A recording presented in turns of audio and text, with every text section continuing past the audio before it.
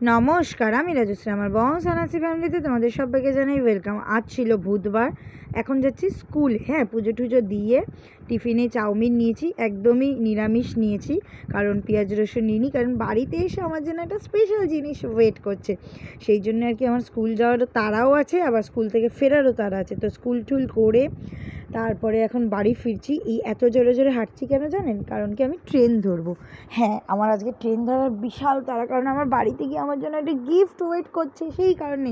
তো ফাইনালি বাড়ি এসে গা হাত পা ধুয়ে ধোয়া জামা কাপড় পরে এখন আমি গিফট আনপ্যাকিং করতে বসলাম, যেগুলো আমার মা আমার জন্য এনেছে। হ্যাঁ, অবশ্যই দেখাবো। প্রথমেই খুললাম এই খাজার প্যাকেটটা, যেটার মধ্যে সায়ন মামার জন্য স্পেশাল করে ঘিয়ে ভাজা খাজা এনেছে। সেখান থেকে আমি একটা খেয়ে নিয়েছি, মানে আমি আর সঞ্জিত মিলে একটা খেয়ে নিয়েছি।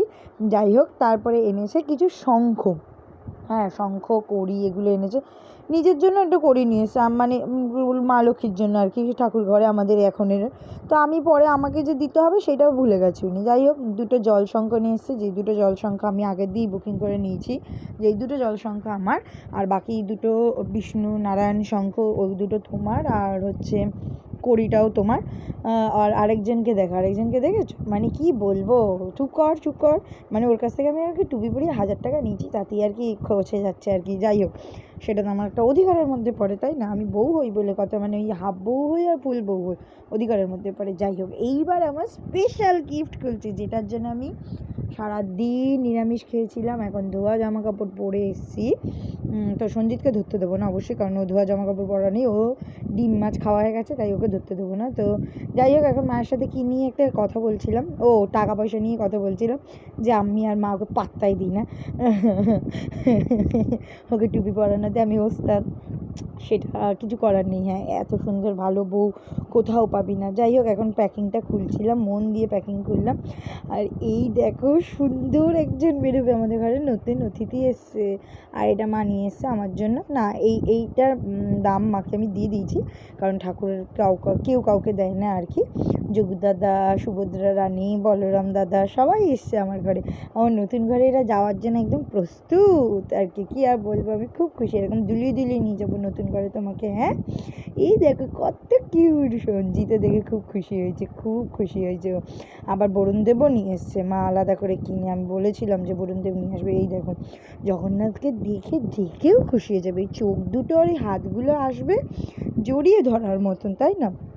তারপরে এখন এই যে খাজাটা খেয়ে নিচ্ছিলাম, মামার থেকে হাফ খেয়েছি, একটা থেকে, মানে একটা নিয়ে আমরা দুজনে হাফ খেয়েছি। তো মামারটা বেশ ভালো খেতে।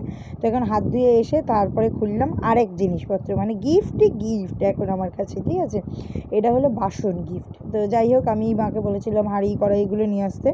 তো কড়াই না, হাঁড়ির দাম আর কি দিয়ে দিতে হয়, হাঁড়ি কখনো কারোর কাছ থেকে নিতে নেই। তো দুটো হাঁড়ি আমি নিয়েছি, একটা ছোটো একটা বড়, তো ঢাকনা সমেত। তো এই যে প্রথমেই কড়াইটা আনতে বলিনি, মা এই কড়াইটা আমার জন্য স্পেশাল নিয়ে এসছে। আর ঠাকুরের মহাপ্রসাদ নিয়ে এসছে, অনেকগুলোই আনতে বলেছিলাম মহাপ্রসাদ, ওগুলো নিয়ে এসছে। পোলতে নিয়ে এসছে, পোলতেগুলো কি মোটা। তারপরে গ্লাস আর বাটিটা ধরতে গেছে, সরিয়ে দিয়েছি, ভাগ এখান থেকে, কেন দেবো থেকে। এইগুলো আমি ঠাকুরের জন্য এনেছি। কি সুন্দর গ্লাস আর বাটি নিয়ে এসছে, থালা নিয়ে এসছে একটা। তারপরে এখন সবার জন্য প্রসাদ বাড়ছিলাম। হ্যাঁ, তারপরে ভুলেই গেছিলাম যে মা আমার জন্য আরও দুটো জিনিস নিয়ে এসছে, আমি তো খেয়ালই ছিল না। অবশ্য এটা মা একে বলেই দিয়েছিলাম, আমি বাবাকে বলেই দিয়েছিলাম যে ওটা তোমরা দেবো, ওখানে কোনো পয়সা করে আমি দেবো না, ওটা তোমরা আমাকে এনে দেবে। এই যে সুন্দর শাড়িটা এনে দিয়েছে। হ্যাঁ, এটা হচ্ছে কটকি শাড়ি, আর এটা হচ্ছে কটকি পাঞ্জাবি। না, এটা হচ্ছে দাদুর গামছা আর কি, দাদুর জন্য গামছা আনতে বলেছিলাম। তবে ভাইয়ের জন্য জামা নিয়ে এসছে, যেই জামাটা ভাইয়ের হবে না, বাবা নাকি এটা নিজে পছন্দ করে নিয়ে এসছে। যাই হোক, এরপরে খুলছে সঞ্জিতের পাঞ্জাবি, যেটা কটকি, মানে কাজ করা আর কি, কটকি, যেটা ওড়িশা কটকির বলে না, প্রিন্টেড ওই রকম।